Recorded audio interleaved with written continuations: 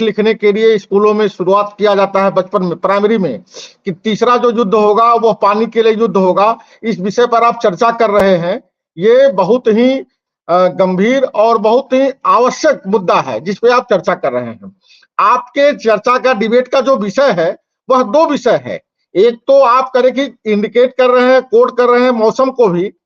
हमारा जो मानसून आएगा उस पर भी, दूसरा पानी के संरक्षण को भी, पानी के बारे में भी। आप यह देख लीजिए कि हमारे देश के यशस्वी प्रधानमंत्री नरेंद्र भाई मोदी, उनका जो मिशन है, उनका जो सोच है, किस प्रकार से वो टारगेट बेस्ड काम करते हैं और कैसे वो एक संदेश देते हैं कि हमारा कोई भी कार्यक्रम, कोई भी काम, वो एक संदेश जाता है जिस चीज से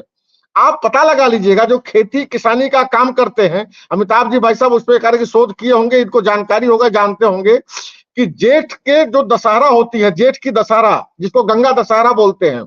उस दिन से खेती किसानी जो है, किसान अपनी किसानी करता है। जैसे हम कहते हैं कुछ भी बुआई कर दे, इतनी गर्मी है धनिया की ही बो दे, लेकिन किसान जो होगा वो अपने खेत में जाएगा, कुछ ना कुछ गुड़ाई करेगा और कुछ ना कुछ बुआई कर देगा। वो जेठ की दशहरा को आप समझ लीजिए, उसके ठीक दूसरे दिन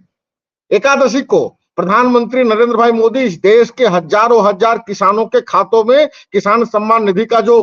शुरुआत किया है वो उस दिन से किया है, काशी के दर्शन से किया है, अपने संसदीय क्षेत्र से किए हैं किसानों के सम्मान के लिए। और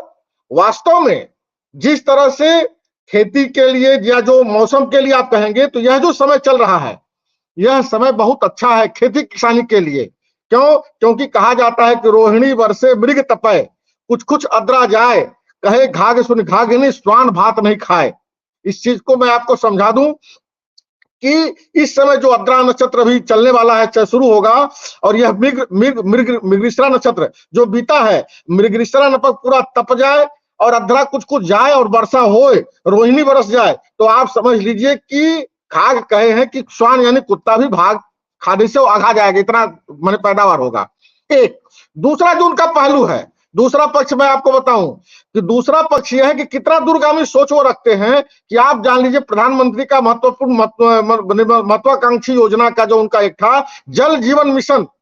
आपको ग्रामीण क्षेत्र में कहीं से भी कोई ऐसा की शिकायत नहीं मिली होगी कि गांव में सुदूर यानी कि जो जंगली एरिया है, पहाड़ी एरिया जहां पानी नहीं पहुंच पाता था, वहां पानी की दिक्कत आई हो, क्योंकि जल जीवन मिशन के माध्यम से जल जीवन मिशन में मैं पूछ रहा हूं मान्यवर आपसे, जो बात करने लगे जल जीवन, एक मिनट बात, एक मिनट लीजिए, जल जीवन मिशन के माध्यम से, जल जीवन मिशन के माध्यम से उन सुदूर क्षेत्रों में जहां जल नहीं पहुंच पाता था, जहां पानी नहीं पहुंच पाता था, पानी की किल्लत होती थी, उस जगह पर भी नल के माध्यम से पानी मिल रहा है। हम लोग उसको एक कहते थे कि इसका कुछ दुरुपयोग हो रहा है, जहां पानी की आवश्यकता है। जब मैं गंगा के किनारे रहता हूं, यहाँ पानी पर्याप्त है, यहाँ पानी की कोई आवश्यकता नहीं, यहाँ क्या जरूरत है, लेकिन जहां पानी की